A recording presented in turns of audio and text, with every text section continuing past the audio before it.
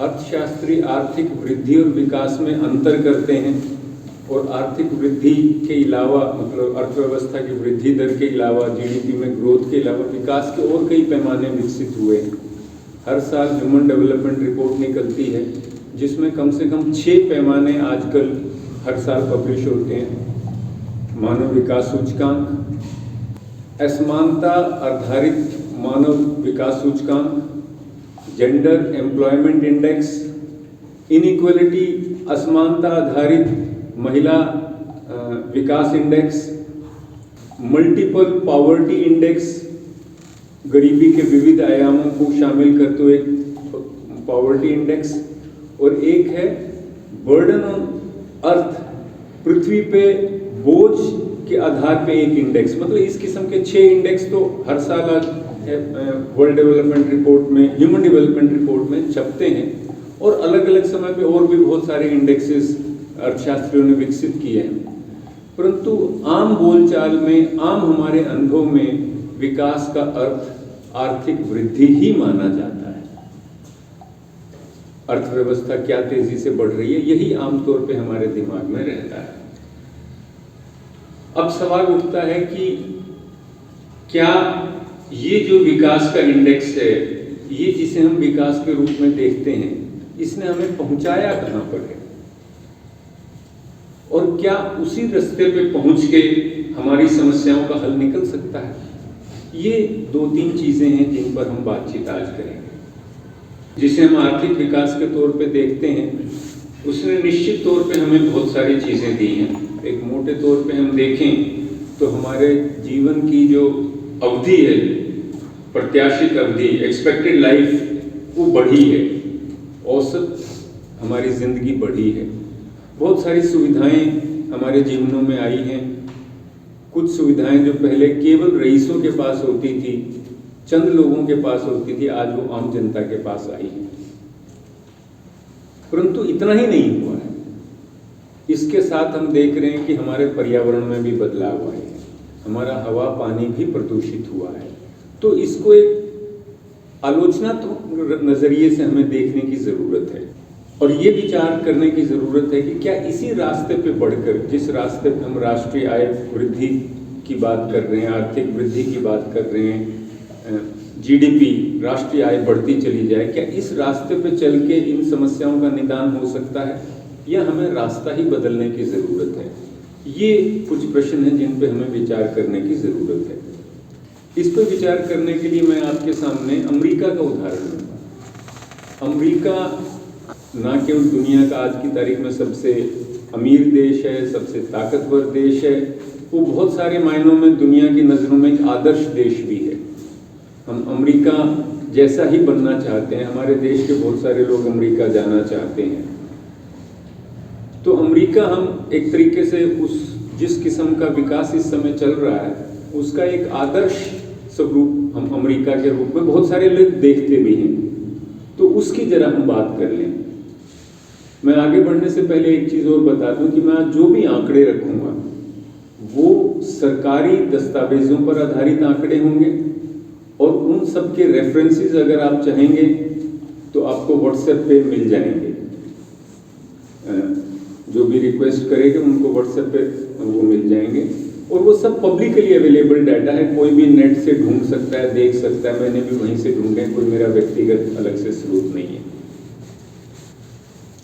तो सबसे पहली बात यह है कि अमेरिका में भी लगभग 12-12.5% आबादी को पेट भरने के लिए सरकार से सहायता की जरूरत पड़ती है। हमारे यहाँ वो राशन के तौर पे मिलता है, अमेरिका में वो पैसे के तौर पे मिलता है। परंतु जिसे पेट भरने के लिए पैसे की बात करते हैं, वो अमेरिका में लगभग 12% के करीब वो आबादी है, जिसको नियमित तौर पे, अगर मैं एग्जैक्ट आंकड़े आपके बीच में रखूं तो 11.1 उनकी गरीबी रेखा है, और 12.3% अमेरिकन जनता को, मतलब फूड स्टैम्प्स जिसे कहते हैं अमेरिका की भाषा में, भोजन के लिए आर्थिक सहायता मिलती रही है। और उसकी उनकी मतलब 12.3% तो अनुपात वफात हो गया और 4,17,00,000 लोगों को पिछले साल 2024 में वो आर्थिक सहायता की, भोजन के लिए आर्थिक सहायता की जरूरत पड़ती है। हमारे दिमाग में कई बार रहता है कि अमेरिका का गरीब भी तो बड़ी गाड़ी पे घूमता होगा। वहाँ गरीबी की परिभाषा बुनियादी तौर पे यही है, जो पेट भरने लायक जिसको कमाई नहीं मिलती वो गरीब है। उसके नापने के तरीके अलग हो सकते हैं। हमारे यहाँ जैसे फ्री में राशन मिलता है, वहाँ फ्री में राशन की बजाय पैसे अलग से मिलते हैं भोजन के नाम के। या हमारे यहाँ राशन की दुकान होती है, वहाँ उन्हें सूप किचन वगैरह कहते हैं, कुछ भी अलग अलग नाम से, परंतु सरकारी आंकड़ों के हिसाब से 12.3% आबादी जो है अमेरिका की 2024 में वो भोजन के लिए सरकार पर निर्भर थी। और पिछले दिनों अगर आपने अखबारों में पढ़ा हो, जब अमेरिका के बजट की दिक्कत हुई और बजट पास नहीं हुआ तो इन लोगों के लिए भोजन का संकट हो गया। इनका वो वहाँ अपने यहाँ हर महीने तनख्वाह मिलती है या हर महीने पैसे मिलते हैं, जो भी होते हैं वहाँ हर हफ्ते में मिलते हैं, तो हर हफ्ते का उनका खाना जुटाने की वो समस्या होने लगी। एक और आंकड़ा आपके बीच में रखता हूँ, ये भी सरकारी, सारे आंकड़े सरकारी हैं और सबूत के साथ आप नेट पे रेफरेंसेस लेके खूब ढूंढ सकते हैं। लगभग 7.7 लाख लोग अमेरिका में बेघर हैं। इतने ठंडे प्रदेश में 7.7 लाख लोगों का आज भी गरीब होना, जबकि वहाँ की प्रति व्यक्ति राष्ट्रीय आय भारत की प्रति व्यक्ति राष्ट्रीय आय से 30 या 32 गुना ज्यादा है। भारत की जो औसत राष्ट्रीय आय है उससे दो अलग अलग एस्टिमेट्स हैं, एक यूएनडीपी का एस्टिमेट है, एक वर्ल्ड बैंक का रिपोर्ट है। एक में 30 गुना ज्यादा है उनकी राष्ट्रीय आय, एक में 32 गुना ज्यादा है उनकी प्रति व्यक्ति औसत राष्ट्रीय आय। और पूरी दुनिया में अमेरिका के बाद के जो 10 बड़े देश हैं, जिसमें रूस भी आ गया, जर्मनी भी आ गया, इंग्लैंड भी आ गया, फ्रांस भी आ गया, ये जो 10 बड़े देश जितना डिफेंस पे खर्च करते हैं लगभग उतना अकेला अमेरिका डिफेंस पे खर्च करता है। और कुछ समय पहले के आंकड़े तो ये थे कि पूरी दुनिया में जितना डिफेंस पे खर्चा होता है उससे ज्यादा अकेले अमेरिका का डिफेंस पे खर्चा होता है।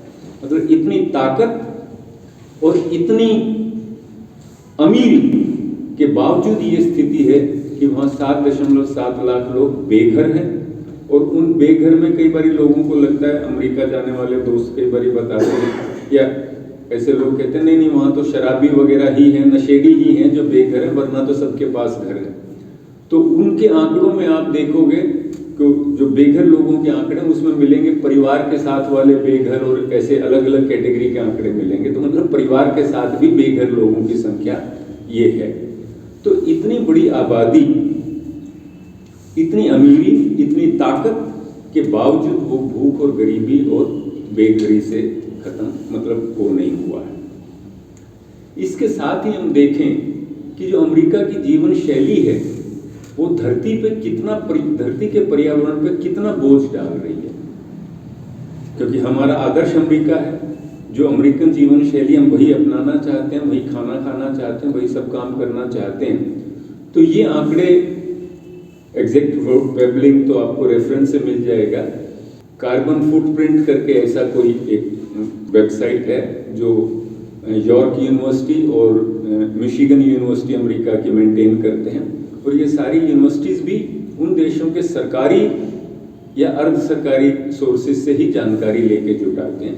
उसके हिसाब से अगर अमेरिका का जीवन शैली, औसत जीवन शैली पूरी दुनिया की जीवन शैली हो जाए तो हमें एक धरती नहीं 5 धरती चाहिए हो। अगर अमेरिका की जीवन शैली जो हमारी आदर्श जीवन शैली है, अगर वो हम सब अपनाना चाहें तो हमें एक धरती नहीं 5 धरतियों की जरूरत पड़ेगी। चलो ये भी छोड़ दें कि पूरी दुनिया अमेरिका की जीवन शैली अपनाए। अमेरिका जो जीवन शैली अपना रहा है उसमें प्रति व्यक्ति 7.8 हेक्टेयर जमीन के वो साधन यूज कर रहा है। मतलब जितना वो उपभोग कर रहे हैं और जितना वो प्रदूषण जनरेट कर रहे हैं उसके लिए वो 7.8 हेक्टेयर जमीन उन्हें प्रति व्यक्ति चाहिए होती है। जबकि उनके पास जो जमीन है वो इससे 4.1 हेक्टेयर कम है, 3.7 है शायद। तो 3.7 हेक्टेयर उनके पास ज़मीन है और वो प्रति व्यक्ति 7.8 हेक्टेयर ज़मीन जितने उत्पादन का और प्रदूषण का प्रयोग कर रहे हैं। तो मतलब ये कि अकेले अमेरिका को दुगनी अपनी ज़मीन तो कम से कम करनी पड़ेगी अगर उसे जीना है तो, और पूरी दुनिया को वो जीवन शैली अपनानी है तो आप समझिए 5 गुना वो 5 धरतियों से काम चलेगा, एक धरती से काम चलने वाला नहीं है। और अमेरिका को अपनी जीवन शैली, बाकी भारत गरीब रहे, बाकी दुनिया जैसी जीती रहे, अमेरिका को अगर अपनी जीवन शैली भी बनानी है तो चाहे वो दूसरी दुनिया को कब्जा करे, फिजिकली कब्जा करे या परोक्ष रूप से कब्जा करे, दुगनी ज़मीन जितनी उसके पास ज़मीन है उससे दुगनी से ज़्यादा उसे ज़मीन की ज़रूरत होगी। इसी के साथ मैं थोड़ा और आपके बीच में आंकड़े रख दूँ। आजकल वायु प्रदूषण की, कार्बन, उसकी हम बहुत परेशान हैं भारत में जो भी चल रहा है। तो भारत में प्रति व्यक्ति प्रति साल 2.1 टन कार्बन डाइऑक्साइड का उत्सर्जन हो रहा है, 2.1 टन। अमेरिका में कितना हो रहा है? 14.4, भारत से लगभग 7 गुना ज़्यादा। ये सारे ह्यूमन डेवलपमेंट रिपोर्ट के आंकड़े हैं जो मैंने बताया था ना कि पृथ्वी पे उनके का कितना बोझ पड़ रहा है, उस रिपोर्ट से आप ये सब आंकड़े देख सकते हैं। और जो पृथ्वी के जो भौतिक संसाधनों का प्रयोग हो रहा है, मतलब पेट्रोलियम का, लोहे का, जिंक का, जो भौतिक संसाधनों का प्रयोग हो रहा है, भारत में प्रति व्यक्ति प्रयोग हो रहा है, प्रति वर्ष प्रयोग हो रहा है 5.2 टन सारे संसाधन फिजिकली। चाहे हम अपने देश से निकाल के प्रयोग कर रहे हैं या कार जापान में बनी है तो जितने साधन उसमें यूज हुए वो हमारे उसमें काउंट हो जाएंगे उसके हिसाब से। तो भारत में हो रहा है ये 5.2, अमेरिका में कितना हो रहा है? 31.5, फिर लगभग 7 गुना ज़्यादा आपसे वो साधन प्रयोग कर रहे हैं, फिजिकल रिसोर्सेज प्रयोग कर रहे हैं। बहुत सारे लोगों को ऐसा लगता होगा, और जिक्र भी आया था पिछले प्रोग्राम में, कि वहाँ की हवा तो बहुत साफ है। वहाँ की हवा इसलिए बहुत साफ है कि जो प्रदूषणकारी, वहाँ की प्रदूषण पैदा करने वाली वहाँ का उद्योग है वो भारत में शिफ्ट हो गया है। भारत में क्या मतलब, बाकी देशों में शिफ्ट हो गया है। और मोटे तौर पे एक उदाहरण जो हम सबको पता भी होगा, दोबारा याद दिला दूँ, भोपाल में जो गैस कांड हुआ था वो अमेरिकन कंपनी का प्लांट था, और वो जिस टेक्नोलॉजी पे वो प्लांट अमेरिका में, भारत में काम कर रहा था, उस टेक्नोलॉजी पे अमेरिका में वो प्लांट लगाना कानूनी तौर पे संभव नहीं था, वो बैन किया हुआ था। जो चीज़ वहाँ बैन थी, जो टेक्नोलॉजी वहाँ यूज में बैन थी, वो भारत में प्रयोग की जा रही थी। और अमेरिका अपना कूड़ा दूसरे देशों को एक्सपोर्ट करता है, पैसे देता है कि ये लो हमारे कूड़ा, क्योंकि हर जगह ये होता है, कोई अपने गांव के पास, अपने शहर के पास कूड़े का डंप नहीं जाना चाहता। हर जगह जहाँ भी होता है झगड़े होते हैं। तो अमेरिका दूसरे गरीब देशों में, अफ्रीका के देशों में वो डंप करने के पैसे दे के अपना कूड़ा वहाँ पे भेज रहा है। और एक इकोनॉमिस्ट हैं वर्ल्ड बैंक के, समर्स थे, उन्होंने लिखित में ये कहा, और ये दस्तावेज उपलब्ध है। बाद में तो उन्होंने कहा नहीं, ये तो मैं तो मजाक में कह रहा था, मैं सीरियसली नहीं कह रहा था। उन्होंने लिखित में वर्ल्ड बैंक के एक ड्राफ्ट नोट में ये कहा कि ये तो आर्थिक तौर पे बहुत ही स्पष्ट आर्थिक तर्क है कि जो कूड़ा जैसी ये जो प्रदूषण करने वाली चीज़ें हैं, ये जो बीमारी पैदा करने वाली चीज़ें हैं, ये तो गरीब मुल्कों में होनी चाहिए, क्योंकि वहाँ एक आदमी मर गया तो $10 का मरा, अमेरिका में वही आदमी मर गया तो $10,000 का मरा। तो सस्ता के हिसाब से कहाँ पे कूड़ा फेंका जाना चाहिए, कहाँ पे प्रदूषण वाली ये चीज़ें होनी चाहिए। तो सामान्य आर्थिक बुद्धि ये कहती है कि ये तो गरीब देशों में होना चाहिए। ये मतलब रिटर्न में भी उनका ये एक दस्तावेज है, जिसको बाद में तो फिर उन्होंने कहा कि नहीं, मैंने तो ना मजाक में कही थी, ये चीज़ें सीरियसली नहीं है। तो ये अमेरिका की स्थिति है। भूख गरीबी की अब स्थिति मैंने बताई, फिर जैसा वो उपभोग कर रहे हैं उसका पर्यावरण पे, पृथ्वी के संसाधनों पे कितना बोझ पड़ रहा है वो मैंने आपको बताया। चलो बाकी दुनिया के साथ जो हो रहा है वो छोड़ दें एक मिनट के लिए। अमेरिका के अपने नागरिकों की संतुष्टि का स्तर क्या है, उनकी हैप्पीनेस की क्या बात हो रही है, क्या वो संतुष्ट हैं, आय बढ़ने के साथ क्या उनकी संतुष्टि बढ़ रही है, ताकि हम भी फिर अगर उस रास्ते पे चलेंगे तो हमारी भी बढ़ेगी। तो एक वर्ल्ड हैप्पीनेस रिपोर्ट भी लगभग हर साल आती है, वो भी पब्लिकली अवेलेबल है। वर्ल्ड हैप्पीनेस इंडेक्स के आंकड़े ये बताते हैं कि वर्ल्ड हैप्पीनेस इंडेक्स में अमेरिका जो है 24वें स्थान पर है। और इतना ही नहीं, वर्ल्ड हैप्पीनेस इंडेक्स में एक और आंकड़ा आता है, निराशा और हताशा के कारण होने वाली मृत्यु की दर, जिसमें आत्महत्याएं आती हैं, जिसमें नशे से होने वाली मौतें आती हैं, या ऐसी आंकड़े हैं, मतलब अंग्रेजी में शब्द है desperation, death due to desperation, निराशा हताशा के कारण होने वाली मृत्यु। अमेरिका में 2 छोटे देश अमेरिका से ऊपर हैं, बहुत छोटे छोटे टापू नमा 2 देश, बाकी दुनिया में सबसे ज्यादा है निराशा से होने वाली मृत्यु की दर अमेरिका। और दुख की बात यह है कि बाकी दुनिया में घट रही है और अमेरिका में ये बढ़ रही है। निराशा से होने वाली मृत्यु की दर अमेरिका में बढ़ रही है। ये कोई आज की खोज नहीं है। 1974 में एक शोध ने दिखाया था कि 1946 के बाद दूसरे विश्व युद्ध के बाद बहुत दुनिया बदली है, अमेरिका भी बहुत बदला, बहुत आर्थिक वृद्धि हुई है, बहुत सारी जो उपभोग की वस्तुएं जिनका आज हम प्रयोग करते हैं दूसरे विश्व युद्ध के बाद बनी है। तो 1946 से लेकर 1974 के बीच में तो बहुत तेजी से आर्थिक परिवर्तन हुआ है। तो 1974 में एक शोध ने दिखाया था कि 1940 के बाद के आंकड़े दिखाते हैं कि अमेरिका में संतुष्टि का स्तर बढ़ा नहीं है, बदला नहीं, लगभग उतना ही रहा है। 2000 में फिर किसी और इकोनॉमिस्ट ने दोबारा से स्टडी की कि अब देखिए 25 साल बाद कुछ फर्क पड़ा है क्या, तो दोबारा से यही आंकड़े निकल कर आए कि अब भी वही स्थिति है। अमेरिका में खुश लोगों का अनुपात लगातार घट रहा है। और ये स्थिति केवल अमेरिका की नहीं है, इंग्लैंड में के आंकड़े बताते हैं 1973 से लेकर 1998 के बीच में आय बढ़ने के बावजूद खुशी के स्तर में कोई सुधार नहीं हुआ। मोटे तौर पे अमेरिका इंग्लैंड की बात नहीं है, यूरोप के जो अमीर देश हैं, उद्योगीकृत देश हैं, उनमें नवीनतम रिपोर्ट के हिसाब से, मतलब 22-24 की रिपोर्ट के हिसाब से जो खुशी का स्तर है वो 2005 और 2010 का जो औसत स्तर था उससे कम हुआ है। एक और आंकड़ा मैं बता के हम बात को आगे बढ़ाते हैं। सबसे ज्यादा जेल में कहां पे हैं लोग? अमेरिका। फिर दो तीन छोटे छोटे देशों को छोड़ दें तो पूरी दुनिया में सबसे ज्यादा प्रति आबादी के हिसाब से 1 लाख की आबादी पे भारत में कितने लोग हैं जेलों में? और इसमें अपराधी और अंडर ट्रायल दोनों शामिल हो गए। भारत में है ये 41 का अनुपात। अमेरिका में कितना होगा, कोई अंदाजा?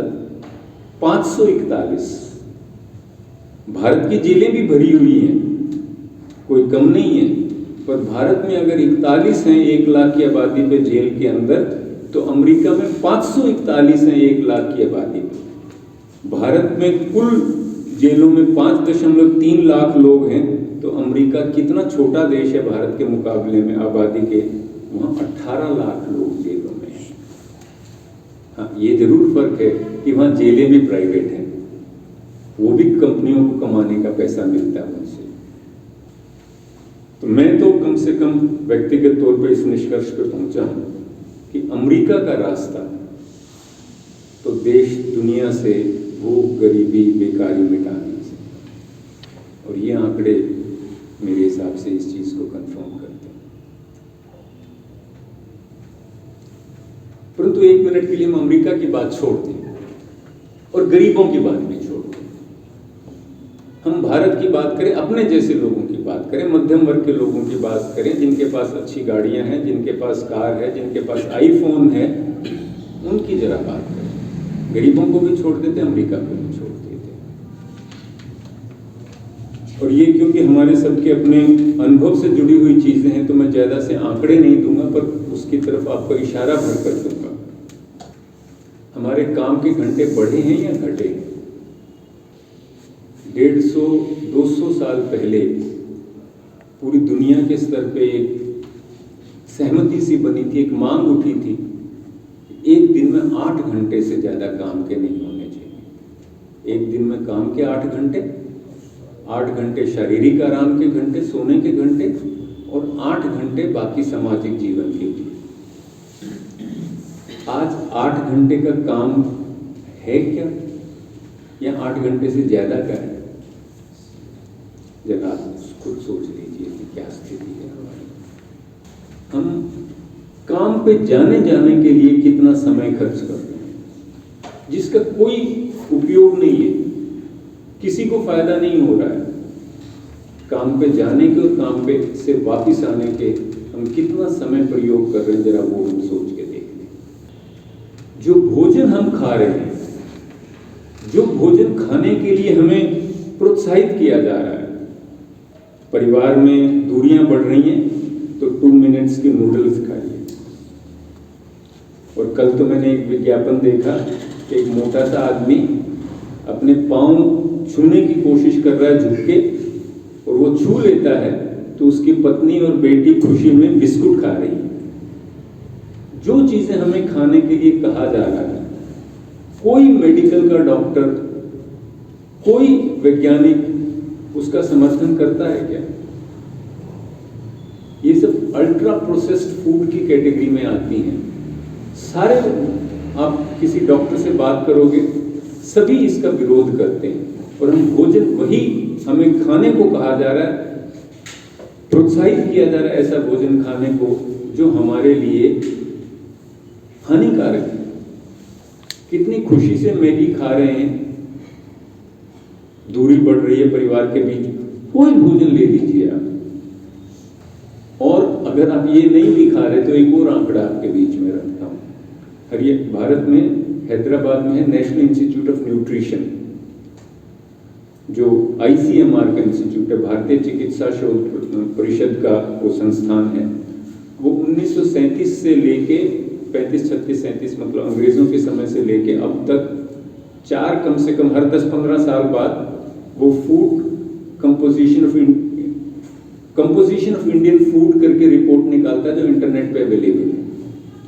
वो रिपोर्ट आप देखिए तो आप देखोगे कि जो हम नॉर्मल फूड खा रहे हैं, जो नॉर्मल गाजर खा रहे हैं, जो संतरा खा रहे हैं, जो दूध पी रहे हैं, लगातार उसकी न्यूट्रिशनल कंपोजिशन घटती चली जा रही है। हानिकारक फूड एक अलग चीज है, वो भी अपनी जगह है। जो ये मैगी वगैरह इनकी मैं उदाहरण दे रहा था, जो प्रमोट ऐसे किए जा रहे हैं कि जैसे ये तो बिल्कुल बढ़िया सी चीज है, खुश होके खाने वाली चीज है। उनको छोड़ दें, जो हम नॉर्मल फूड खा रहे हैं, जो हानिकारक नहीं माना जा रहा, उसकी भी न्यूट्रिशनल कंपोजिशन के सरकारी आंकड़े ये कहते हैं कि अगर हम फूड कैटेगरीज की बात करें, दालें हैं, अनाज है, फ्रूट है, वेजिटेबल है, दूध है, मांस है, आलू जैसे ट्यूबर्स हैं, इन सब में से सब में एक को छोड़ के जिसमें बढ़नी चाहिए उसमें घटी है, और जिसमें नहीं बढ़नी चाहिए उन सब में बढ़ी है। ये सारी कैटेगरीज में मैंने बताया, अनाज, दालें, फल, तिलहन और दूध और मीट, अंडे वगैरह, इन सब में फैट की मात्रा बढ़ी है। और जिसमें बढ़नी चाहिए थी, तेल, दलहन, मुख्य तौर से हम फैट के लिए खाते हैं, दलहन में फैट की मात्रा घटी है, बाकी सब में फैट की मात्रा बढ़ी है। इसी तरह, और मैं जल्दी में आंकड़े लाना भूल गया, पर आप खुद चेक कर सकते हैं, सभी चीजों में फूड की न्यूट्रिशनल वैल्यू घटी है लगातार। और हानिकारक फूड जिसे हमें मतलब नहीं खाना चाहिए, उसे प्रमोट ऐसे किया जा रहा है कि जैसे ये तो बहुत ही अच्छी चीज है, ये तो जरूर जो अपने बच्चों से करे प्यार, वो कैसे नहीं उन्हें फलानी चीज खिलाए। और फिर हमें फूड सप्लीमेंट्स लेने को कहा जा रहा है, और वजन घटाने की दवाइयों के लिए कहा जा रहा है। विश्व स्वास्थ्य संगठन की रिपोर्ट के हिसाब से पूरी दुनिया में 8 में से 1 आदमी ओवरवेट है। हमें क्या खिलाने के लिए प्रोत्साहित किया जा रहा है, और फिर उससे बीमारी हो जाती है, तो फिर कमी हो जाती है, तो फिर फूड न्यूट्रिशन सप्लीमेंट्स लीजिए और फिर उसका इलाज करेंगे। और ये केवल खाने तक सीमित नहीं है, हमने हवा खराब कर दी, फिर एयर प्यूरिफायर्स आ रहे हैं। हमने पानी खराब कर दिया, फिर आरओ आ रहे हैं। पानी को फिल्टर करने के पानी आ रहे हैं। बिना नॉर्मल पानी तो पीने लायक की वो स्थिति बन गई है कि छोड़ा नहीं है। तो ये है हमारा विकास का मॉडल, जिस पर हम जो संपन्न लोग हैं, जिनके पास कारें हैं, एसी है, आईफोन वगैरह हैं, उनकी बात कर रहा हूँ मैं, गरीबों की बात नहीं कर रहा। पहले हमें मोबाइल बेचे जाते हैं और अब डिटॉक्स क्लिनिक्स चल रहे हैं, डिजिटल फास्ट की बातें चल रही हैं। ऐसा नहीं है कि अभी पता लगा है इन चीज़ों का। मेरी उम्र के लोगों को शायद ध्यान होगा कि जब ये मोबाइल भारत में आए थे, तब इसकी बड़ी चर्चा होती थी कि रेडिएशन होगी, कितनी होगी, कितना नुकसान होगा, है नहीं है। आजकल तो चर्चा ही बंद हो गई है कि जैसे ये बिल्कुल बड़ी अच्छी चीज़ है, नॉर्मल चीज़ है, कोई रिस्क ही नहीं है इसका। जबकि फिलहाल मैं आपको रेफरेंस तो नहीं दे पाऊंगा, पर मैंने पढ़ा हुआ है कि यूरोप के 100-200 नोबेल लॉरेट्स ने ये मांग रखी थी कि वायरलेस फोन्स नहीं होने चाहिए, क्योंकि इनसे रेडिएशन का इतना बड़ा खर्चा होता है, इतना बड़ा खतरा होता है। और आज फोन आपने ऐसे बना दिया, ऐसी जीवन शैली विकसित हो गई, ऐसे आपने सब चीजें कर दी कि बिना फोन के आपका काम ही नहीं चलता। जबकि मुझे याद है, जब छोटा बच्चा था, पिताजी की दूर ट्रांसफर थी और मम्मी और मेरे को, बच्चों को लेके गांव में आना जाना होता था, तो एक चिट्ठी से काम चल जाता था कि फलाने दिन फलानी बस में बैठाएंगे या फलानी गाड़ी में बैठाएंगे। वहाँ से पिताजी बैठाते, गांव में ताऊजी उतार लेते और फिर इधर से ताऊजी चिट्ठी डाल देते थे कि भाई फलाने दिन भेज देंगे, फलानी गाड़ी में बैठा देंगे। उससे काम चल जाता था। आज हम कितनी बारी एक सफ़र के लिए फ़ोन करते हैं। हम इसलिए करते हैं क्योंकि किसी ने ये हटा दिया है कि इसका कोई नुकसान भी है, कोई रेडिएशन होती भी है। ये स्थिति बन गई है। कुछ चीज़ें निश्चित तौर से लाभकारी भी, मैं ऐसा नहीं कह रहा कि सारी चीज़ें बुरी हैं। मैंने शुरुआत में ही माना कि हमारी औसत जीवन अवधि बढ़ी है, जीवन प्रत्याशा बढ़ी है, लाइफ एक्सपेक्टेंसी बढ़ी है, बहुत सारी चीज़ें बढ़ी भी हैं। पर बहुत सारी चीज़ें ऐसी भी हैं जिनका कोई फ़ायदा नहीं है, कोई यूज़ नहीं है। मैं 2 उदाहरण दूंगा। बचपन में आपने क्या देखा होगा, सीरिंज को उबालते थे और यूज़ होती थी। उबालने की टेक्नोलॉजी, जो सुविधाएं, कोई भी जगह ऐसी नहीं है जहां उबालने की सुविधा ना हो सकती हो। और उबाल के, प्रॉपरली उबाल के प्रयोग की हुई सीरिंज के यूज़ में कोई टेक्निकल प्रॉब्लम नहीं है। वो उतनी ही सेफ है जितनी डिस्पोजेबल और ये वाली सीरिंजेस यूज़ हो रही है।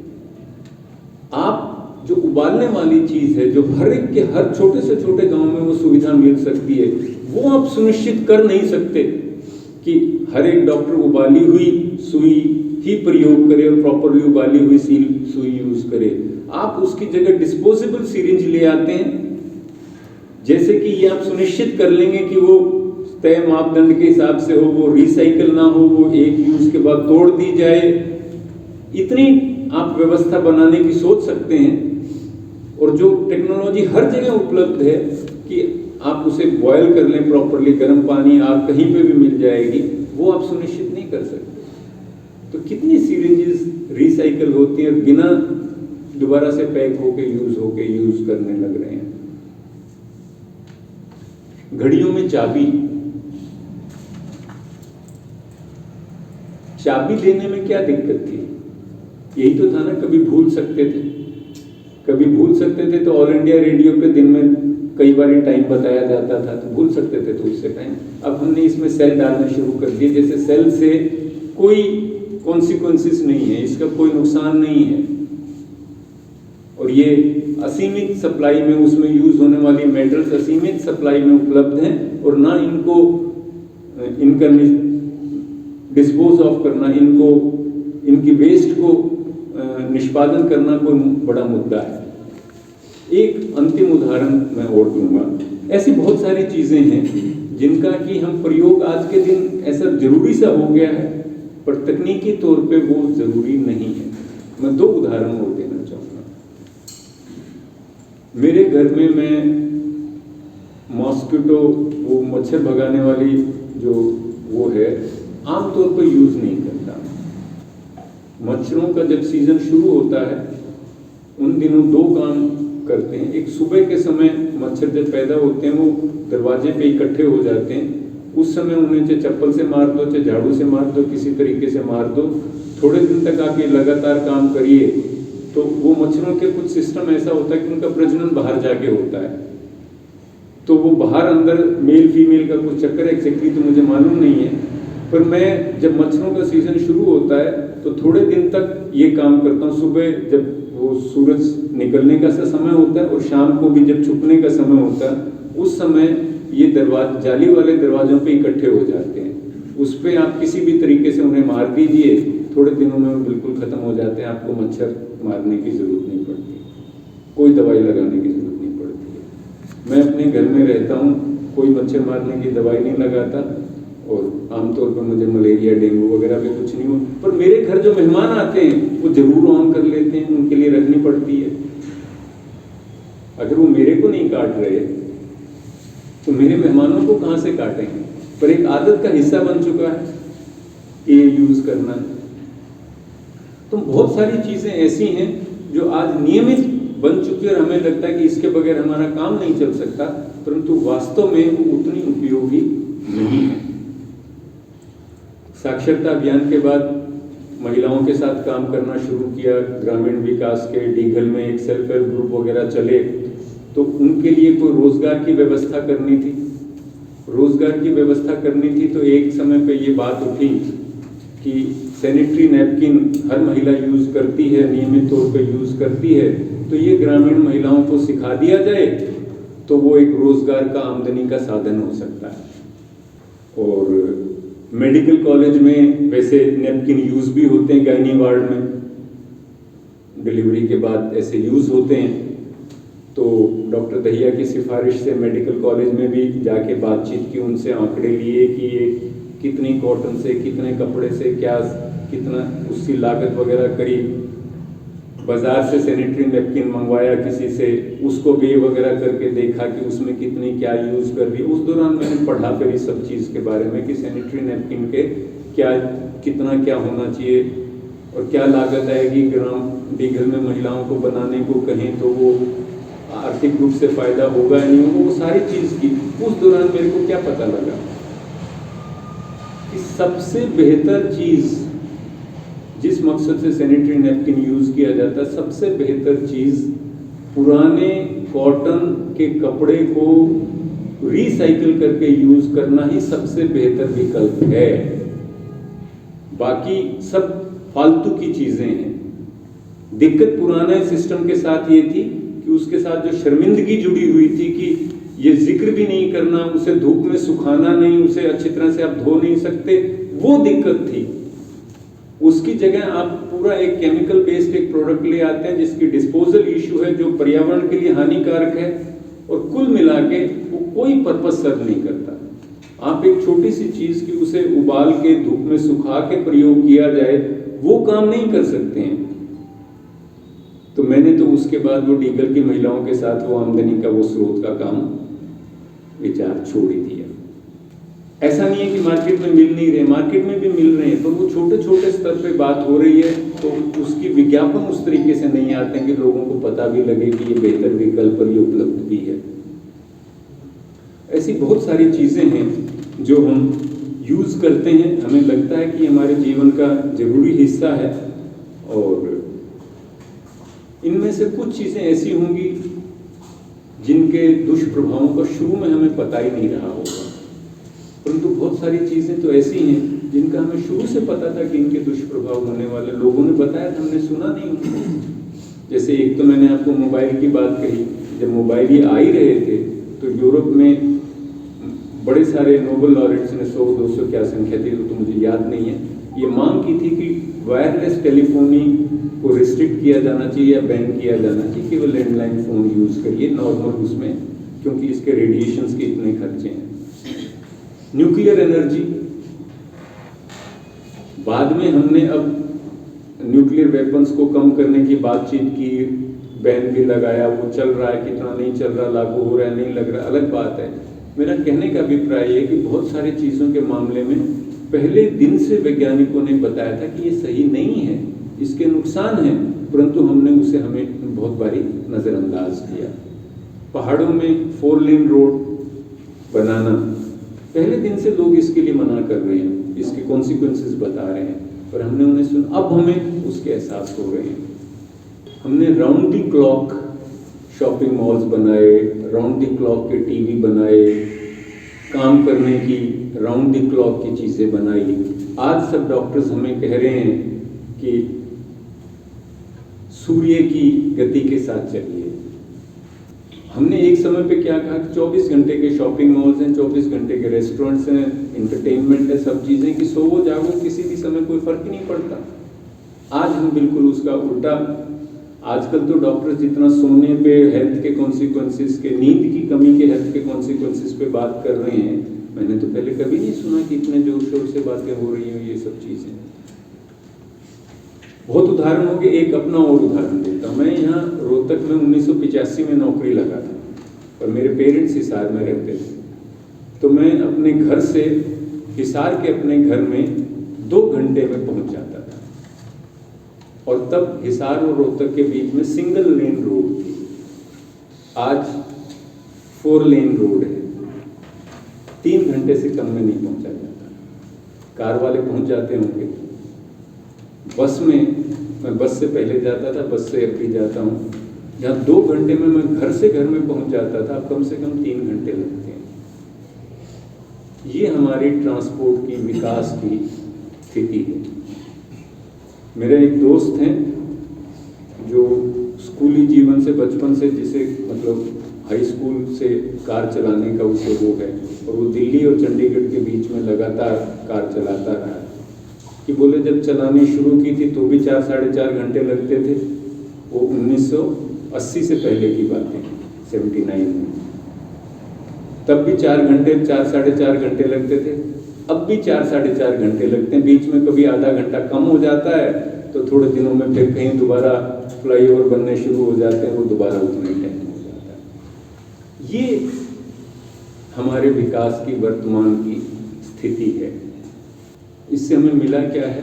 हवा, पानी, पर्यावरण की बात मैं नहीं करूँगा, आंकड़े नहीं दूंगा। एक लाइफस्टाइल डिजीज है, जीवन शैली की बीमारियाँ। वो कितना बड़ा कारण है आंकड़े देने की ज़रूरत नहीं है। कैंसर, हार्ट डिजीजेस, ये सब, शुगर, बीपी, ये जीवन शैली की बीमारियां मानी जाती हैं।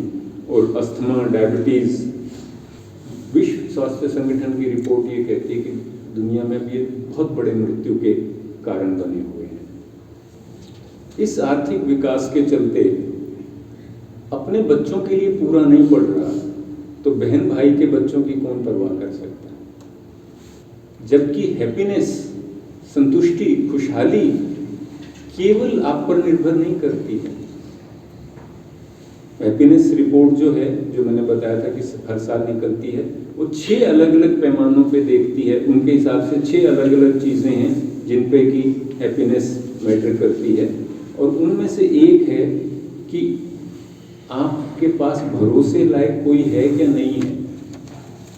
एक एक्सपेरिमेंट कंडक्ट किया जाता है, वो 3 श्रेणी में किया जाता है। लोगों से पूछा जाता है कि अगर आपका पर्स गुम हो जाए, आपके पड़ोसी को मिले तो आपको वापस मिलेगा या नहीं मिलेगा? आपका पर्स गुम हो जाए और अनजान व्यक्ति को मिले तो आपको वापस मिलेगा या नहीं मिलेगा? आपका पर्स गुम हो जाए और पुलिस वाले को मिल जाए और आपको मिलेगा कि वापस नहीं मिलेगा, इस पे आपकी क्या समझ है?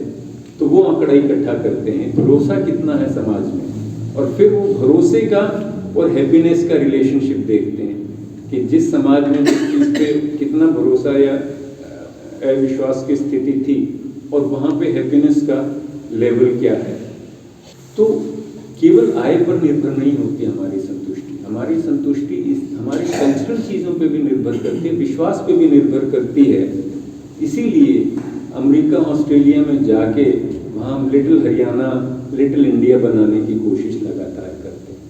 पैसे की कमाई के लिए वहाँ चले जाते हैं, पर वहाँ पे फिर हरियाणवी ढूंढते हैं, अपना भारतीय ढूंढने की कोशिश करते हैं। तो हमें ये समझना होगा कि इंसान की ज़रूरतें केवल भौतिक नहीं हैं, गैर भौतिक भी इंसान की बुनियादी ज़रूरतें हैं। और बहुत बारी भौतिक ज़रूरतें हम गैर भौतिक ज़रूरतों की कीमत पर पाते हैं।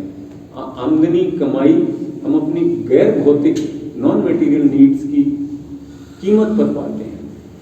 व्यक्तिगत जीवन में तो फिर भी हमें इसका एहसास है, हम छोड़ देते हैं, प्रमोशन छोड़ देते हैं अगर दूर जाना पड़ता है, परिवार से दूर जाना पड़ता है। पर समाज के तौर पे भी हमें इस चीज़ का एहसास होना चाहिए कि समाज के तौर पे भी इन दोनों में द्वंद्व है, और हम उस द्वंद्व को समझें और उसके बारे में कोई नीतिगत विचार रखें। व्यक्तिगत स्तर पर हम कई समझते भी हैं काफ़ी हद तक कि भौतिक प्रगति और बाकी चीज़ों के बीच में परस्पर द्वंद्व है, कीमत चुकानी पड़ती है वगैरह वगैरह, और हम चुनते भी हैं कुछ हद तक जहाँ तक हमारे पास संभव। पर अगर सामाजिक तौर पे संभव नौकरी करनी है तो करो, नहीं काम के घंटे तो इतने ही रहेंगे, तो आप वर्क लाइफ बैलेंस कहाँ से तय कर पाओगे। पर इसे समाज के तौर पे भी हमें समझने की ज़रूरत है। इस आधार पर मेरी तो व्यक्तिगत समझ ये बनती है कि विकास का ये रास्ता, जिस रास्ते पे हम चल रहे हैं अब तक देश दुनिया के स्तर पे, बढ़ती आय, बढ़ता हुआ केक, राष्ट्रीय आय का बढ़ना, वो उससे हमारी समस्याओं का, मानव संतुष्टि का इलाज नहीं होगा। अमेरिका में नहीं हुआ है तो बाकी जगह भी नहीं हो सकता, और अमेरिका की पूर्ति के ही साधन पूरी दुनिया में नहीं है, तो सारी दुनिया अगर वो रास्ता अपनाना चाहेगी तो कैसे होगा। तो फिर सवाल उठता है कि हमें क्या करना चाहिए, विकल्प क्या है हमारे पास। मैं ये नहीं कह रहा कि हमें सब कुछ छोड़ के जंगलों में चला जाना चाहिए और वो हंटिंग गैदरिंग, शिकार करो या जंगल से चुगो और खाओ, उस स्थिति पे जाने की ज़रूरत है। परंतु विवेकपूर्ण उपभोग और विवेकपूर्ण उत्पादन संभव है, हमें उसके बारे में सोचना चाहिए। व्यक्तिगत स्तर पे भी सोचना चाहिए और समाज के स्तर पे भी सोचना चाहिए। ये इसलिए ज़रूरी है कि एक अंग्रेजी में एक फ्रेज है कि फाइनाइट अर्थ पर इनफाइनाइट वृद्धि संभव नहीं है। अगर धरती सीमित है तो सीमित धरती के संसाधनों से असीमित आर्थिक वृद्धि संभव नहीं है। ये 1973 में शायद एक रिपोर्ट आई थी, क्लब ऑफ रोम की रिपोर्ट थी, जो ब्रुंडलैंड कमीशन के नाम से जाना जाता है, लिमिट्स टू ग्रोथ, आर्थिक वृद्धि की सीमाएं। 1973 में मेरे ख्याल में छप के एक किताब आ गई। उसने ये चीज़ हाईलाइट की थी कि धरती पे सीमाएं हैं और उसको आप उनका अतिक्रमण नहीं कर सकते। अतिक्रमण करोगे तो दिक्कतें होगी। अब क्लाइमेट चेंज वगैरह की बातें बाद में आनी शुरू हुई हैं, आजकल बातें आनी शुरू हुई हैं, परंतु अब से पहले 1973 में ये रिपोर्ट आई थी। फिर 25 साल बाद उसका पुनर्मूल्यांकन हुआ था कि अब देखें कोई स्थिति बदली है क्या। कई बार लोगों को लगता है कि नहीं, ये इस बिजली की बजाय जो है ना सोलर वाली बिजली हो जाएगी तो बड़ा अच्छा होगा, विंड टरबाइन से हो जाएगी तो बड़ा अच्छा होगा, और भी कई तरीके सोचते हैं कि आदमी के चलने से ही बिजली पैदा हो जाएगी, नई टेक्नोलॉजी विकसित हो जाएगी। ये सब सवाल हैं, परंतु हमें समझना होगा कि सीमित संसाधनों से असीमित आर्थिक वृद्धि संभव नहीं है। अब एक बात और, अभी तक हमने गरीबों की बात नहीं की, ना गरीब देशों की बात की, ना गरीब लोगों की बात, परंतु हमें गरीब देशों की और गरीब लोगों की दोनों की बात करनी पड़ेगी। अब जब विश्व स्तर पर जलवायु परिवर्तन पर कोई मीटिंग होती है, कोई समझौता होने की बात होती है, तो जो गरीब देश हैं, जो अविकसित देश हैं, जो विकासशील देश हैं, वो कहते हैं कि प्रदूषण तो तुमने किया, अमेरिका ने किया, यूरोप ने किया, अब हम पे क्यों लगा रहे हो, हम कैसे रोके, हमें भी तो वो चीजें चाहिए। तो अगर आप दिल्ली में एयर पॉल्यूशन होता है, आप कहते हैं कि कंस्ट्रक्शन एक्टिविटी पे बैन लग जाओ, दिहाड़ीदार मजदूर कहता मेरी दिहाड़ी मारेगी, मैं कहाँ जाऊंगा, मेरा तो इसके बगैर कोई इलाज ही नहीं है, कोई मैं काम नहीं करूंगा तो खाऊंगा क्या। जब तक आप अपनी संपन्नता को शेयर करने को तैयार नहीं होंगे, वो शेयर नहीं होगी, तब तक आप इस जलवायु परिवर्तन और उससे जुड़ी हुई चीज़ों से नहीं रोक सकते हैं। भारत में भी बहुत सारे उदाहरण मिल जाएंगे। वेस्टर्न घाट्स के लिए एक भारत सरकार की कमेटी ने कहा कि वहाँ के उद्योग धंधों पे नहीं लगना चाहिए, वहाँ जलवायु मतलब बायोडाइवर्सिटी जैव विविधता के हिसाब से वो इलाके बहुत ही महत्वपूर्ण हैं, वहाँ ये सब काम नहीं होने चाहिए। और वहाँ से मांग उठी कि हमारे बच्चों को रोजगार कैसे मिलेगा? अगर आप उनके रोजगार की चिंता नहीं करते, आप उनके रोजगार की कोई व्यवस्था नहीं करते, तो वो भी यही काम करेंगे। अब दिल्ली में प्रदूषण हो रहा है, आप पहाड़ों में जाके बस जाओगे, चले जाओगे, इन सर्दी के दिनों बहुत सारे लोग जा भी रहे हैं, गोवा जा रहे हैं, कहीं और जा रहे हैं यहाँ के प्रदूषण से बचने के लिए, पर धीरे धीरे वहाँ भी यही स्थिति होने वाली है। अगर हम इस मॉडल को क्वेश्चन नहीं करेंगे, हम सबके लिए रोजगार की व्यवस्था के बारे में नहीं सोचेंगे, तो कहेंगे कि पहाड़ गिरते हैं तो गिरे, हमारे इंडस्ट्री तो लगे, हमारे बच्चों को रोजगार कहाँ से मिलेगा? तो दूसरी चीज, हमें ये सब सीमित संसाधनों से असीमित आर्थिक वृद्धि संभव नहीं है। और दूसरी चीज ये है कि जब तक आप अपनी संपन्नता को बांटोगे नहीं, शेयर नहीं करोगे, बाकी लोगों की चिंता नहीं करोगे, तब तक जो है आप पर्यावरण पे नियंत्रण भी नहीं कर सकते। जब तक गरीब को ठंड में बचने का कोई और रास्ता नहीं है, वो प्लास्टिक जला के ही आग तापेगा, चाहे प्लास्टिक जलाने से कितना ही प्रदूषण होता हो और वो सबकी सांस खराब करता हो। मेरे मित्र के घर एक शादी का कार्ड आया हुआ था, बहुत महंगा सा कार्ड है। वो मित्र ये कह रहे थे, उन्हें पता था कि उनको तो पता ही था जिनके घर कार्ड आया हुआ था कि ये कहाँ से कार्ड आया हुआ है। बोले देखो जी, कर्जा ठा के इतना बढ़िया, इतना भारी भरकम कार्ड छापा है, मतलब कैसे वो करेंगे? तो मेरा ये कहना है कि अमीरों की फजील खर्ची पर रोक नहीं लगेगी तो गरीब या निम्न मध्यम वर्गीय लोग भी वही काम करने की कोशिश करते रहेंगे, क्योंकि मापदंड आपने वो बना दिया है, सम्मान का मापदंड आपने वो बना दिया है। तो चाहे वो जमीन बेच के हो, चाहे वो किसी भी तरीके से, तो हम वो चीज़ें करेंगे। तो इसलिए ज़रूरत ये है कि हमारी संपन्नता जो है वो शेयर्ड हो। इसका मतलब ये भी है कि आपके बच्चों को जो शिक्षा मिलती है, जो स्वास्थ्य सुविधाएं मिलती है, आपके घर काम करने वाली के बच्चों को भी वही स्वास्थ्य सुविधाएं मिलनी चाहिए, वही शिक्षा मिलनी चाहिए। पर आप कहोगे मैं आधी आधी तनख्वाह तो नहीं बांट सकता, आधी खुद के लिए रखूं, आधी अपने घर काम करने वाले के लिए रखूं या काम करने वालों के लिए रखूं, तभी तो बराबरी की बात होगी। ये सही है, ऐसा संभव नहीं है, परंतु हम कम से कम उस दर्द को, उस कमी को महसूस करना चाहिए और सामाजिक स्तर पे कम से कम उसके लिए हमें सोच के विचार के करने की हमें कोशिश करनी चाहिए। क्या होना चाहिए, क्या नहीं होना चाहिए? पहाड़ों में सड़क बननी चाहिए, नहीं बननी चाहिए? न्यूक्लियर प्लांट लगना चाहिए, नहीं लगना चाहिए? इन सब चीज़ों के बारे में क्या रुख होना चाहिए? बहुत सारे सवाल हो सकते हैं। आज ये सवाल हैं, कल कोई और सवाल हो सकते हैं। बुनियादी तौर पे ये सब चीज़ें डेमोक्रेटिक और पार्टिसिपेटरी तरीके से तय होनी चाहिए, आम व्यापक भागीदारी के साथ और पारदर्शिता के साथ इस बारे में निर्णय लिए जाने की ज़रूरत है।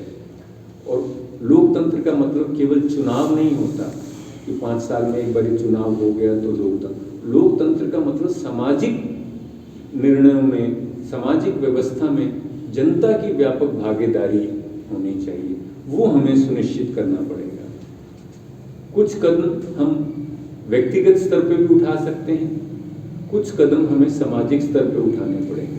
कई बार ये विवाद हो जाता है, कुछ लोगों, जैसे पिछले सेमिनार में भी लगभग ये बात हो रही थी कि हम व्यक्तिगत स्तर पे क्या कर सकते हैं, व्यक्तिगत स्तर पे हमें ये कर सकते हैं, ये कर सकते हैं, वो करना चाहिए निश्चित तौर पे। परंतु व्यक्तिगत और सामाजिक और सामूहिक स्तर पे दोनों में एक चुनने की जरूरत नहीं और एक चुनना पर्याप्त नहीं है, हमें दोनों स्तर पे काम करने की जरूरत है। मैं एक उदाहरण से इसे स्पष्ट करूंगा। मैं एमडीयू में रहता था। जब एमडीयू में रहता था तो कैंपस में घुसते ही पता लग जाता था, टेम्परेचर या तो 1 डिग्री कम होता था या ज़्यादा हो जाता था, मतलब ठंडक महसूस होती थी या सर्दी महसूस होती थी बाहर से। तो इसके क्या पता लगा कि स्थानीय स्तर पे लोकल प्रभाव भी इतना प्रभावी हो सकता है कि रोहतक के अंदर रहते हुए ही आप यूनिवर्सिटी के अंदर घुसते हैं तो थोड़ा अलग से महसूस होता है, यूनिवर्सिटी से बाहर अलग से महसूस होता है। तो ये व्यक्तिगत स्थानीय स्तर के प्रभावों, प्रयासों की प्रभावशीलता दिखाता है। और उसके साथ ही AQI इंडेक्स तो इतना ज़्यादा फर्क नहीं पड़ेगा। अगर पानी खराब है, हवा खराब है, तो एमडीयू के लोगों का औरों से थोड़ा सा बेटर रह जाएंगे, पर कुल मिला के तो स्थिति खराब ही होगी। तो दोनों को हमें करने की जरूरत है, इसमें से एक को चुन के दूसरे को छोड़ने की बात नहीं है। तो यही बात देश के अंदर भी लागू होती है और देश के बाहर, देशों के बीच में भी लागू होती है। हमारा ये कहना कि अमेरिका, यूरोप ने ये प्रदूषण की स्थिति की है, ये जलवायु परिवर्तन की स्थिति करी है, हम इसके लिए जिम्मेदार नहीं है, अपनी जगह सही है। परंतु अगर हमारे यहाँ का प्रदूषण से हमारे यहाँ का पानी खराब हो रहा है तो हम अपने लोगों के जीवन को ही प्रभावित कर रहे हैं, उन्हीं की जीवन की गुणवत्ता को हम खराब कर रहे हैं। तो दोनों के बीच में हमें ये तालमेल करके चलना पड़ेगा।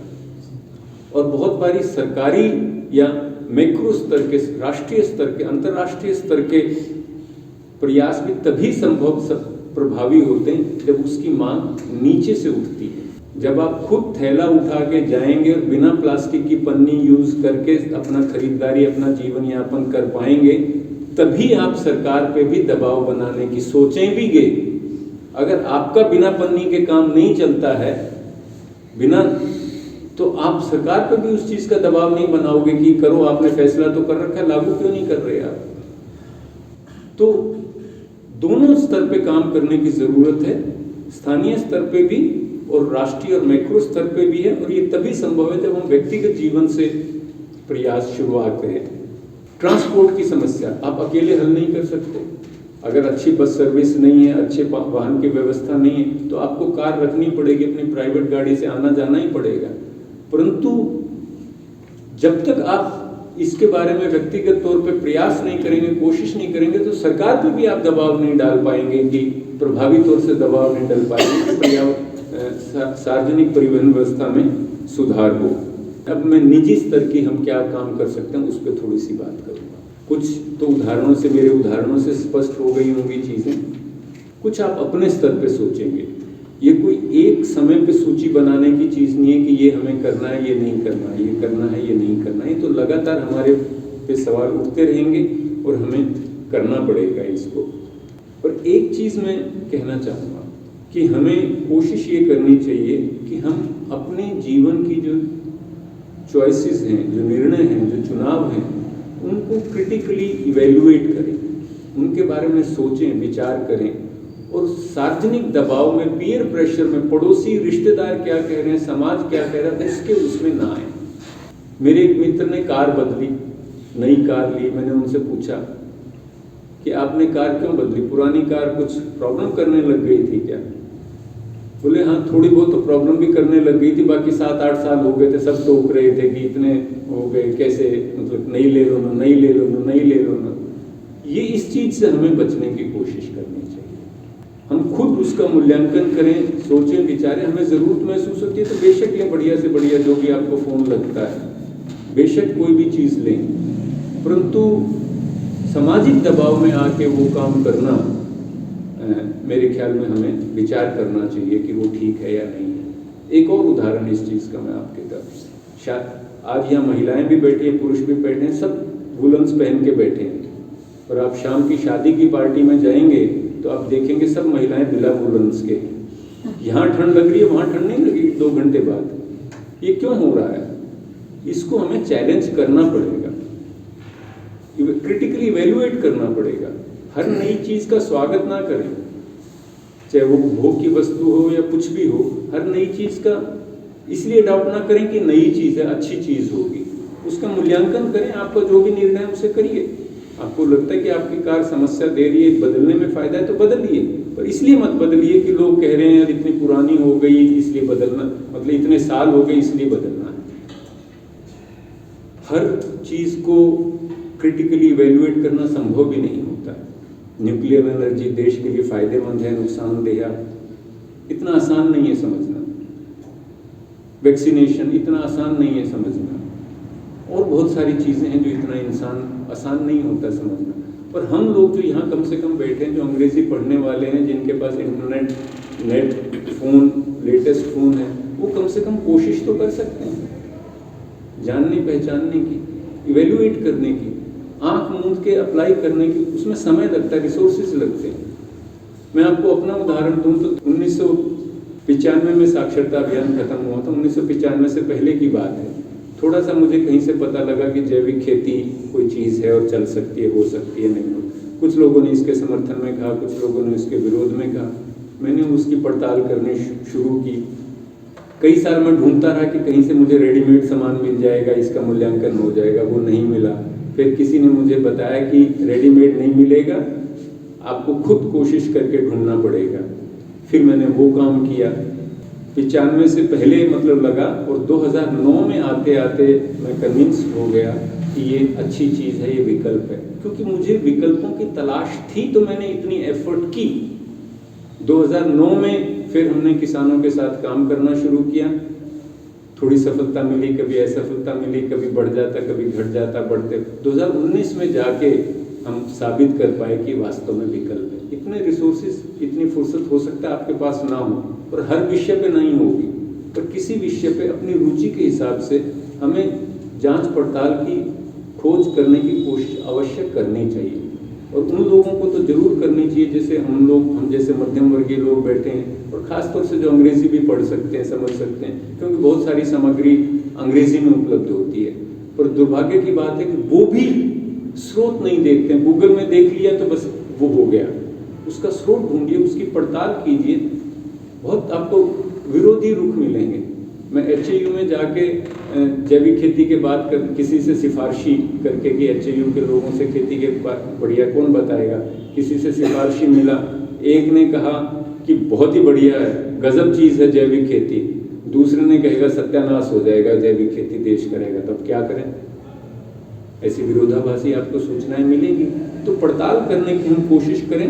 हालांकि आसान नहीं है, परंतु ये करने की कोशिश हमें करनी चाहिए।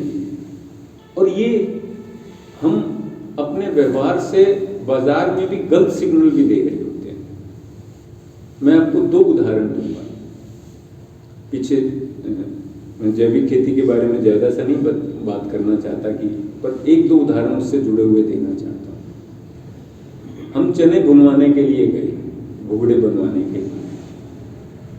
बड़ी मुश्किल से तो रोहतक में मिला कोई चना भूनने वाला, और उसने कहा कि कल आ जाना भून देंगे। मैं गया भुनवाने के लिए, तो वो कुछ भून रहा था। पहले मैं पता ये भून लूँ फिर आपके भूनता हूँ। तो वहाँ पे कुछ एक पैकेट पड़ा था जो वो यूज़ कर रहा था, तो मैंने उसे उठा के देख लिया। उस पर साफ लिखा हुआ था कि यह विष है, खाने में इसका प्रयोग ना करें, और वो भुगड़े बनाने में प्रयोग हो रहा था। फिर हमारे जैविक चने भूनने की बात आई, तो उसने कहा जी ये करूं क्या योग? मैंने कहा ये नहीं करना। बोले जी ये नहीं करोगे ना तो कोई खरीदेगा नहीं, क्योंकि रंग अच्छा नहीं आएगा, ये चीज़ बढ़िया नहीं होगी। तो किसी ने शुरुआत में वो रंग प्रयोग करके कंज्यूमर को दिखाया कि बढ़िया चीज़ है, इसका प्रयोग करो, पर अब उसे यूं लगता है, प्रोड्यूसर को भी यूं लगता है कि अगर रंग बढ़िया नहीं आए तो कोई खरीदेगा नहीं। तो हमारी क्या मानसिकता बन गई है, वो दूसरे प्रोड्यूसर्स को भी प्रभावित कर रही है कि वो कैसे करें। एक दूसरा उदाहरण, फिर मैं गुड़ चना बनवाने के लिए गया कि गुड़ का भी हमारे पास था, चना भी था, तो गुड़ चना बनवा ले। तो गुड़ चना बनवाने के लिए गया, वो भी सिफारिशी किसी विद्यार्थी के माध्यम से सिफारिश लगा के किसी रेवड़ी वाले को तैयार किया कि गुड़ चना बना दो। बोले गुड़ चना तो बना देंगे, चीनी आपकी हमारी एक जैसी, इसमें आपको ने क्या बनाओ? मैंने कहा चीनी तो डालनी नहीं। बोला बिना चीनी डाले इसका रंग ऐसा काला आएगा, कोई खरीदेगा ही नहीं। आपको जो पीले सुंदर से रंग की आदत पड़ी हुई, बोले वो तो गुड़ वाली मतलब गुड़ वाली रेवड़ी में भी 3/4 तो चीनी डलती है, तभी रंग अच्छा आता है, और रंग काट डालना पड़ेगा, बिना इसके कोई खरीदेगा नहीं। हमने कहा भी हमारे वाले खरीदेंगे तो काले को भी खरीद लेंगे, नहीं तो नहीं खरीदेंगे, तो नहीं खरीदेंगे, हम नहीं बनवाएंगे, पर ये डालिए मत। मेरा ये उदाहरण देने का मकसद क्या है कि हम भी उस व्यवस्था का अंग हो जाते हैं, और फिर वो विश्व साइकिल सा हो जाता है। किसी ने अच्छा रंग, गुड़ का रंग बहुत सुंदर बनाने के लिए मसाला डाल दिया, साफ सुथरा गुड़ बन गया। अब हमें उसके कॉन्सिक्वेंसेस पता नहीं है कि साफ सुथरा गुड़ क्यों बना है, इसके क्या नुकसान है। अब हम साफ सुथरे गुड़ की मांग करते हैं, तो इनको नहीं भी डालना है वो केमिकल, तो इनको भी डालना पड़ता है, क्योंकि आप साफ सुथरा गुड़ लेने को तैयार नहीं है। बिना साफ सुथरे के मटमैले से गुड़ को आप लेने को तैयार नहीं। तो हमें अपनी क्रिटिकल चॉइसेस देखनी पड़ेंगी। दुर्भाग्य से कोई ऐसा सोर्स अवेलेबल नहीं है, कोई एक स्थान ऐसा नहीं है जहां हम अपने जीवन की ये चॉइसेस के बारे में जानकारी मिल सके। टुकड़ों टुकड़ों में आपको बहुत सी जगह मिल जाएगी, पर एक जगह आपको कोई ऐसी जगह मैंने ढूंढने की कोशिश की जो इन सब मुद्दों पे बात करते हैं। उनसे पूछा भी कि भाई कोई किताब, कोई पर्चा, कोई ऐसा स्रोत जहाँ से सब जानकारी मिल जाए कि मध्यम वर्गीय लोग कम से कम अपने जीवन में क्या हानिकारक प्रयोग कर रहे हैं और क्या ठीक प्रयोग कर रहे हैं, ऐसी कोई सूचनाएं है नहीं।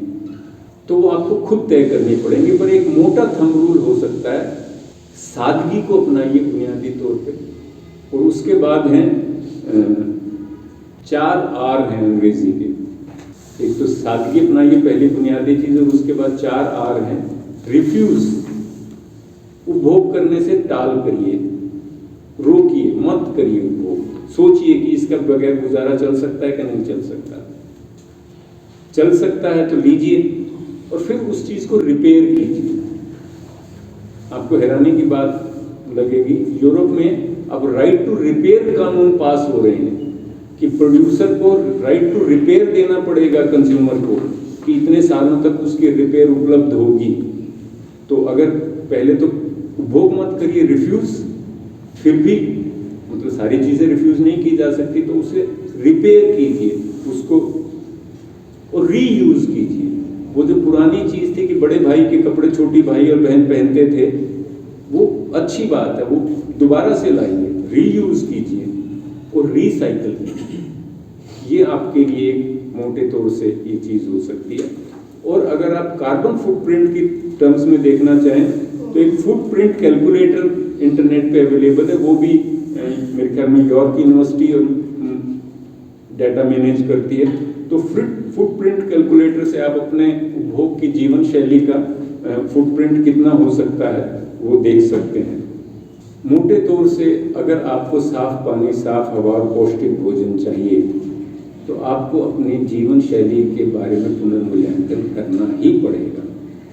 अमेरिका के राष्ट्रपति ने 1991-92 में मेरे ख्याल में किसी समय ये कहा था अंग्रेजी में कि American way of life is not negotiable, period.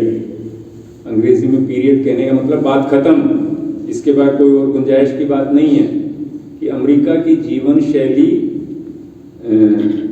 पे कोई बात नहीं हो सकती, खत्म बात।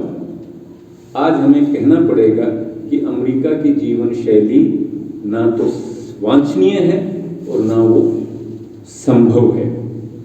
अंतिम सवाल आप ये कहेंगे, कहीं ऐसा हुआ भी है क्या? जिस किस्म की जीवन शैली की हम बात कर रहे हैं, कहीं ऐसा कुछ हुआ भी है क्या? जितने भी उदाहरण दिए हैं या इससे जुड़े हुए उदाहरण हैं, कहीं ना कहीं वो जरूर प्रयोग हुए, देश में भी हुए और दुनिया में भी हुए।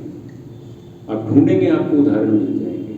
पब्लिक ट्रांसपोर्ट की बात कर लीजिए। दिल्ली में पब्लिक ट्रांसपोर्ट की जो स्थिति है वो भारत के किसी और बड़े शहर की स्थिति नहीं है, उससे बेहतर स्थिति।